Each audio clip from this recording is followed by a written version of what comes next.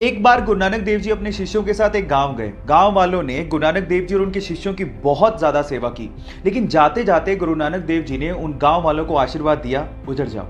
उसके बाद गुरु नानक देव जी अपने शिष्यों के साथ दूसरे गांव गए, लेकिन उन गांव वालों ने गुरु नानक देव जी और उनके शिष्यों के साथ बहुत बुरा बर्ताव किया।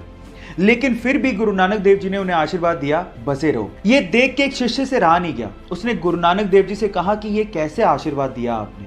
तो गुरु नानक देव जी ने जवाब दिया कि संसार में अच्छाई का फैलना और बुराई का रुके रहना और ना फैलना इंसानियत के लिए बहुत ज़्यादा ज़रूरी है। इसीलिए जो अच्छे लोग थे उन्हें उजड़ जाने का मैंने आशीर्वाद दिया, ताकि वो बाकी जगहों पे जाके अपनी अच्छाई को फैला सके। आपको ये स्टोरी कैसे लगी चैट सेक्शन में लिखना मत भूलिएगा।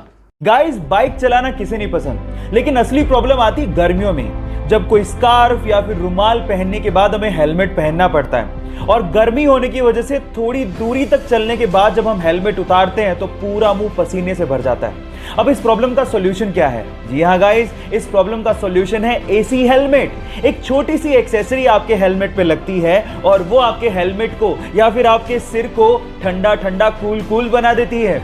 और गाइस, इसका इन्वेंशन कहीं बाहर नहीं, हमारे इंडिया के बेंगलोर के आईआईटीएन पीके सुंदर राजन ने किया है। सो गाइस, हमारे हेलमेट को ठंडा ठंडा कूल कूल बनाने वाले इस सुंदर राजन के लिए एक लाइक तो बनता है। हे गाइस, एंशिएंट टाइम में यानी पुराने जमाने में हमारे इंटेलेक्चुअल्स को लगता था कि मैथ्स में एक ऐसा कोई सिंबल होना चाहिए विच रिप्रेजेंट्स नथिंग, यानी नथिंग को रिप्रेजेंट करने के लिए भी तो कोई सिंबल होना चाहिए। सो इसी को ध्यान में रखते हुए 5th सेंचुरी में एक इंडियन मैथमेटिशियन आर्यभट्ट ने जीरो को इन्वेंट किया। And let me tell you guys, zero का जो सिंबल दिया गया था वो हमारे पुराने मंदिरों, स्पेशली ग्वालियर के मंदिरों के दीवारों पे खुदा हुआ आप लोगों को दिख सकता है।